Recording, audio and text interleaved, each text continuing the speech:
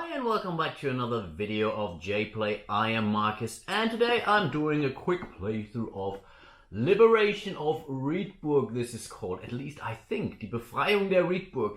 There is no official English title out there, at least as far as I know. This game has been kindly provided to me by Kosmos, so thanks so much for me. And yes, of course, it's a game set in the Legends of Andor universe. It's a very quick-paced game, so yeah, let's see how things go, shall we? Okay, and here we are. This is pretty much the setup for a 3-player game. There's not too many differences in a 2 or 4-player game, despite the amount of, let's say, event cards that you are triggering. So you basically multiply the number of players by 2, and that's how many new creatures you bring out on the board, or new cards you bring out on the board. Some of those are good, so especially like this one, and I'm allowed to look because I've seen this, but right now we cannot get there because there's another card on top of this. But the majority of those cards are really bad for us. The goal of the game is to complete 4 out of those 6, I think, quest cards it is. The problem is you can only get to those quest cards when you have dealt with, let's say, cards that are on top of this. So right now, this quest card here is blocked. So we have to do a lot of cleanup in order to get there. Then, only then, we can flip it and then know what we have to do. And there's really a whole pile of different quest cards in the game. And again, even and out of those 6 cards, we only have to deal with 4 of those. So if there's really a card which we, don't have or don't see a chance to fulfilling, we can still say, okay, let's screw it, let's go to the next one. And there are also some ways in order to exchange some of those quest cards for other cards, if there really is only crappy cards out there waiting for us. For this game, I decided to play with Chada, Thorn and Orphan here, and this is pretty much the recommended setup. So if you only play with 2, you usually play with Chada and Thorn, at least your first sessions, and then the third player would get Orphan. But there are also Kram, Iara and Keela, and they all play a little bit differently. They all come with 3 cards, and on top of this, some of those also start with some special items here, like the Spellbook or this Water Ghost here, or the Axe for Kram. The arrows that you see here are for Chada. That's pretty much her only way to do some significant damage. But again, I will come to that as we go. And I think let's not waste too much time explaining you how this game goes. It's really straightforward. It's relatively simply, but very deep in respect to your decisions you're making. And there are also 3 levels of difficulty. There is an easy mode where you more or less ignore the red text on any of those narrator cards or event cards here. Then there is the normal level where you do this, and I think this is how I'm playing. And then there's also, I would say, a more difficult level where you also bring in those red cards to the encounter decks. I'm not doing this today. Okay, I think with that being said, without further ado, let's get into the gameplay. Chada will be first, and those are her cards that she starts the game with. You don't really get that many cards throughout the gameplay, so sometimes you find some useful items, which are usually one time only.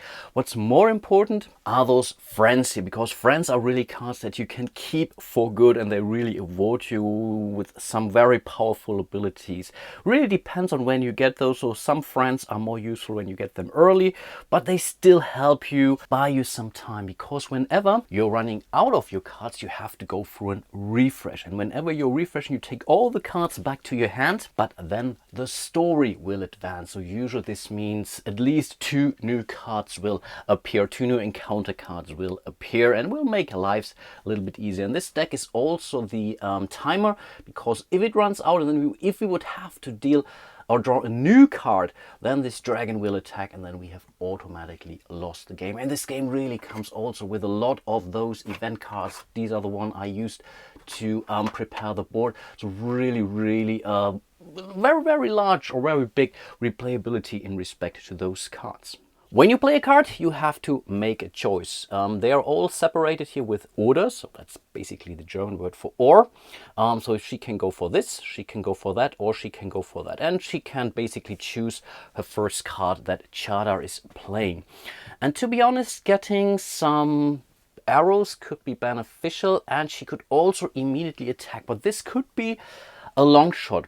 On the other hand, if she's lucky and she's drawing the right arrow, and they all range from values 2 to 9, she might be able to defeat this chalk scroll here, for example, and then she would get 1 coin for that, which we could use later on, but it will also free up that space, so we could flip it and see what awaits us. So this could be a very quick win in order to at least get to know what's below this question. I think this is what she should be doing. This is really a great card, but I think she wants to play it anyway. So first of all, she will decide to go for this action, the top one here, which means she can take a bow and she can then fight with a bow.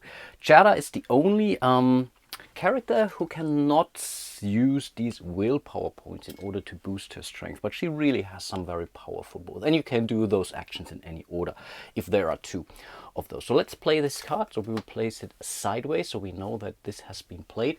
She will draw one of those well shuffled arrows. You have to believe me on that. So let's simply go for this. Oops. And wow, she was really unlucky here. That's only a 2, which apparently is not enough to defeat this Kral, who needs a strength at least of 5 in order to be defeated. Yeah, I think this game goes as usual. I'm not even rolling dice, but yeah, it's still some random elements. Same thing as a die, I guess. Okay, and that was already the turn of Chada. But of course, she can keep this bow here, because later on she can combine those arrows here. With this card, for example, she can spend 2 arrows, really a power shot, Legolas-like, in order to defeat, I don't know, either a somewhat weaker enemy, or maybe she draws another 3, and then this would be enough to take out that Skrull. Next, it's Orphan, who happens to have 4 of those cards, so he really has some endurance, but he's also more of a, I would say, support character, because he's not really powerful in respect to his strength here, but he can move a lot, and he can also move other characters a lot. So overall, that's definitely nice to have him around, and in theory he could now take care of this Skrull, and I think we should still do that, and afterwards he can still move, or he can move first and then fight. But I think the idea was really getting rid of that Skrull. It's his most powerful card. He doesn't have any more will points, so I think could be definitely a bad idea, but right now it's really an opportunity. So he will play this card here. First of all, he will attack the Skrull, which apparently is enough to defeat him. So we have now gained 1 gold. We park it somewhere next to the game board so that we have to remember we have it. And now as a free action, we can flip this card. Sometimes there are effects underneath which are not beneficial for us, but I think the idea was to go for it. And yes, apparently there is an instant effect, but that's a good one. We are allowed to reveal 1 hidden quest card anywhere. That's perfect. So the Hadrian Fire. In order to complete this, we must have basically all quest cards revealed. Okay, that's not impossible. That's not impossible. The thing is, in order to solve this, then we have to get back to this location, and with a free action we can solve this action. The thing is, if in the meantime new cards have been piled up, we cannot go for this quest. So I think that's definitely cool. So I think let's reveal the next one, where also there is only 1 encounter card blocking this. So I think let's reveal it too. And yes, that's also basically an instant effect. Wow, that's a lot. This is called the Prisoners. And that's an interesting one, and I think it came at the exact right time. So we have to basically choose one of our creatures from our trophy gallery, pretty much. We can shuffle them and put them face down onto this quest card here. The thing is, we only have 1 here, so let's shuffle. So we can place it here, but I think that's a bit misleading. So in theory, what this card really means, we would place it here. At least this is how I understood. So we don't have 2 piles of cards, they simply go on top of this. And in order to fulfill this, we simply have to remove those 2 cards. Also not really impossible, actually. Orphans still can move, and you can either move yourself, and you basically all of the locations are connected, but you can jump all around if you want to, or you can from your location pull another character for you for 1 piece, for 1 movement point. Right now he only has 1 movement point, so that's really helping you when you want to fight against someone in a combined fashion. Right now we are not doing this, and I think why not go here? Or should we go there? We could defeat him, and then we could reveal this. Helps us getting rid of this quest card here early. I think, yeah, let's do that. We know what we get here. Okay, that's perfect. Is it perfect? because this Calrai says, after we have defeated this guy, we have to, wow, to every location where there is one or more heroes, we have to place one face down encounter card. So he makes our lives much tougher. Okay, that's annoying. Actually, that's really, really annoying. So maybe we want to do that only when we are all at one location. So I think right now that's not our best bet. So I think let's go there. I think this could be a quick win, actually. At least I hope. So let's move Orphan up here. This pretty much ends his turn, and I'm talking way too much. The game really is very, very speedy, actually. And of course, there is a lot of discussion between the players. Who should go there? And yeah, there's always a problem with alpha players, but that's unfortunately the curse of a lot of those cooperative games. But that's again the turn of Orphan. Let's move over to Thorn. And as you can see, he's really this mighty warrior with an 8. That's really amazing. He can gain some will points, and wow, he could also put face up 2 cards actually. That's never, so this is the only way how you can reveal those encounter cards if they are face down. You cannot engage them if they are face down, so that's basically the way to go for him. And I think this is what he should be doing actually. On the other hand, he could also fight someone. The problem is he cannot move somewhere to fight something. I think this is still our best bet. Let's do that. Let's play this card. This allows us to reveal 2 encounter cards that are on top of this. So I cannot go for both of those because I can only do that for the topmost cards.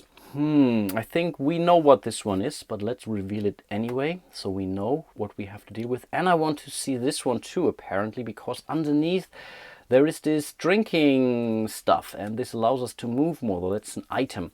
Oh wow, a troll. He's a mighty one. But when we defeat him, or the character who defeats him gets a friend card. And this friendship card is really, as I think I explained, that they're really powerful. I think the trolls are the only way how you get those friends. Okay, but that's again the end of the full round. So some progress was made. We know at least what those 2 quest cards are. And yeah, we have in theory defeated one of our first enemies, but the problem is the Skrull came right back and is now protecting these prisoners here we want to liberate. So I think, yeah, let's move back to Chada. And this is bad. This is really bad because we don't have any face down card on top of things. So I think going for this could be a little bit wasteful. So I think we might go for another bow and move. The problem is then we are missing out on our double shot here, but I think it's still the best bet. Yeah, let's play this card. So we will draw yet another arrow. That's a 4. Okay, let's see. And by the way, this symbol here is pretty much native fighting power. So she doesn't need to give away any of her arrows. It's simply a 4. The thing is, again, she can never ever get rid of those willpower points in order to boost her. That's a 4, but again, with a 4, she might be able to get for this gore here, or maybe the Calrai, but again, the Calrai is bad because then new encounter cards will show up. And again, this is something I really want to do when they're all at the same locations, I think. She can still move for 1, and I think she actually does want to get rid of this score, because then we could reveal the next card down here, and yeah, I think let's do that. So let's move her here to location 3. I think there are location names for each of those, and there's also nice flavor text on most of those cards, especially on those narrator cards. They're all in German. Apologies for that again. I think there is no English version out there yet, so you have to bear with me. I will translate as much as I can. But again, that's the turn of Chada. Let's move back to Orphan. And the problem is he doesn't have enough fighting power in order to get rid of that Skrull now, because I didn't really know what was happening there, to be honest, what the quest card was. So with the 4 I usually would be okay. This is a special symbol for Orphan, so he can pretty much taunt the creature, so I think it's only for face up characters. Yeah, a face up encounter card, so he can taunt them to his location, which could also help us freeing this location, and then someone can go there, flip it, and then we are basically 50% on our way to deal with the Hadrian fire here. So I think overall this should be good. Let's do that. Yeah, absolutely. So he will play, oops, this card now in order to taunt the Calrai. But the thing is, yeah, he gets here. You really have to be at the location, so he cannot immediately put this face up. This is something that you really can do as a free action, but you have to be at the location apparently, unless a card tells you otherwise. That was the turn of Orphan. Now it's Thorn. And I would really like to go for this one here. The problem is... yeah, the problem is... if I spend this, then I don't have enough firepower next to take out that troll. So ideally this would be on here. And then I could spend the one to boost this to 9. But I think this is the way the game was designed, to make these tricky decisions. This one is also pretty powerful because it allows you to remove the topmost hidden encounter card from the game, whatever it is. You don't peek. It could be something in your favor, a useful item or whatever, but it's out of the game. Sometimes really, really useful, freeing up one of those things. But I think it's really a waste, but I think let's still go for it anyway. Let's spend this card here and go for the action here, so he will get one willpower point. He can spend it later on, and then he will move up here, and for his free action he will flip this guy here. Oh, that's a fire ghost, fire demon. Ooh, wow, and that's a tough one. In order to basically complete this quest, we have to remove 10 creatures from our trophy gallery. Right now we are at 0 because again this bad guy came back. What was it? This Kral. So we are at 0. So this could be one of the cards where we would say either exchange it if we get the opportunity, or maybe ignore it and go for the other 5 instead. But again, that's the end of his turn. Let's move over to Chada, and I think right now, yeah, let's go for it. She doesn't... she could. No, this doesn't help. Or does it? That's actually very tempting, and I think, yeah, let's do that. I think let's play it a little bit more clever. Yeah. She will not defeat this guy. I think she will go for this action here. So basically 3 movement points. With 1, she will move here. Orphan is already here. With her 2nd point, she will basically call Thor to this location. And again, the idea is to get rid of this Kara as cheap as possible. She still has 1 more movement point, but I think she will forfeit it, and that's pretty much the end of her turn. And I think, yeah, now it's really, really time that Orphan gets rid of this Kara here. Yeah, let's do that. So he needs 4 firepower, which he has. Okay, that's actually nice. In theory, should... that's fine. I think that's still fine. So he has 4 fighting power, which is enough to defeat this Calrai. So he goes to our trophy gallery, so we can spend him for the fire ghost later on. The thing is, we now have to place 1 new hidden encounter card on top of every location where there are heroes, at least 1 hero, so it's not 3 cards, or not 1 card per hero in this case. So it's definitely a wash, but I think he's really a nasty guy. Now they are all around. I think this was the least damage that someone could do. And now he can still move, actually. And I think, yeah, let's have him move. Keep in mind, his card still showed 1 movement point. And I think let's move him down here to the gore, because he still has 2 fighting points. So we could get rid of this gore, hopefully at least. Yeah, Orphan, that's kind of a waste, to be honest. Of course, he could go for 2 more willpower. There's nothing to fight. He really don't know if he wants to move right now. I think, yeah, let's prep him for some upcoming rounds. I think, yeah, let's do that.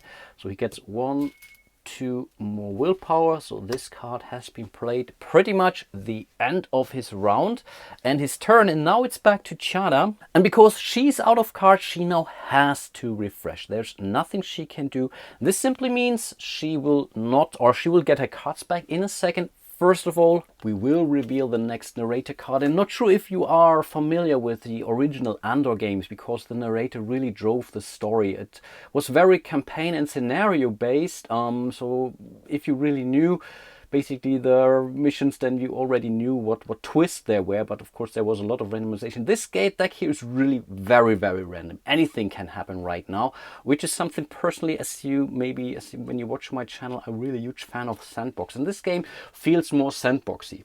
to me. Okay, that's pretty much the card that we've drawn. And actually the only real things that do matter are those two symbols here. So first of all, this means we will place a hidden encounter card on top of location number 4.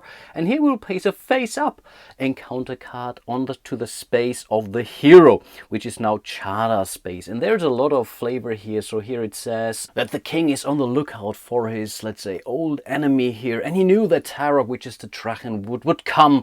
But first of all, only one creature is pretty much on Brander's tower, which is basically location number 4. I told you all of those locations have names, and apparently location 4, which is here, is Brander's tower. So we will place one face down card on top of this, which is both good and bad. And on top of this, we have to place one face up card onto the location of Chada here. Okay, that's really wasteful. And it's a nice item. It's the Hadrian Hourglass. Okay, that's nice. So if we spend 2 gold, right now we don't have any golds, we can pretty much put one additional narrator card on top. So we are slowing down the game. So this is really perfect. And as a free action, she can immediately take this. So she will take it back to her hand. So that was definitely nice. But again, she did her refresh, so she'll get all her cards back. So the next round, she has 4 cards available to her. And I think this is definitely very, very nice. Over to Orphan, who starts with 4 cards right off the bat. And I think there is no real reason not to defeat this score. We need gold, and we can use this gold for the Hadrian Hourglass. So I think, yeah, let's play this card. That's 2 fighting power, enough to defeat this score here, and we can also keep him in our library, on our trophy gallery, and he's now worth 1 coin. And you're always tempted to reveal these cards when they show, but yeah, no, you are not allowed to do that. But that's also the turn of Orphan. You see, the game can be really quick. Then it's Thorn. He will also refresh. Of course, he also has to reveal another card here. What does it say? Okay, that's the dungeon. There is basically how they find their way into the Rietburg, and we don't really know what creature it is, and this is all what it says. So we will basically place, oh, that's a dungeon, location number 4. We will place one face down card on top of this. Wow, this location is really tough. I mean, there are 4 cards on top of those, really bad. And there is more bad news, because the second part of this card says, if you would have known, suddenly there is an enemy directly in front of you.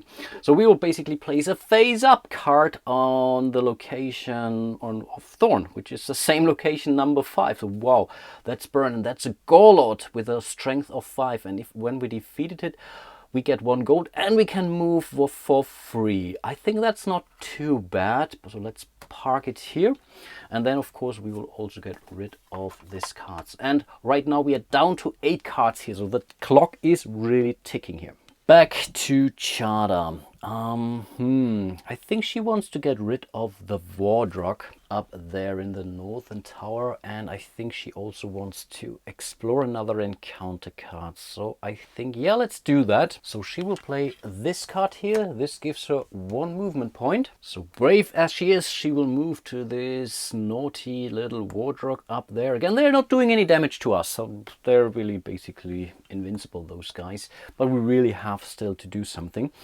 And she can still reveal a card, and I think, yeah, maybe we should reveal this card here, because, yeah, if it's something good or something easy, then maybe Orphan might be able to defeat. Yeah, let's go for it. No, it's a Flagor. Okay, the Flagor has a strength of basically equal to the amount of unrevealed creatures on the board. Right now that's 4, and I think this Flagor counts as well. The 4 unrevealed enemies are on top of the pile, so that's a strength of 4. That's not the worst thing in the world. And when we defeat him, we can basically reveal 1 face down encounter card anywhere on the board. So that's definitely not too bad. He should be able to deal with that. And now it's over to Orphan. Unfortunately, he simply has to refresh. I think you draw the card first before you reveal or refresh your cards, but it really doesn't matter. So let's see what we get. Okay, 2 shadows come from Walfron's Forge. Which creatures are there? Okay, wow, we placed 2 hidden creatures on location number 2. That's bad. Oh, this was really bad.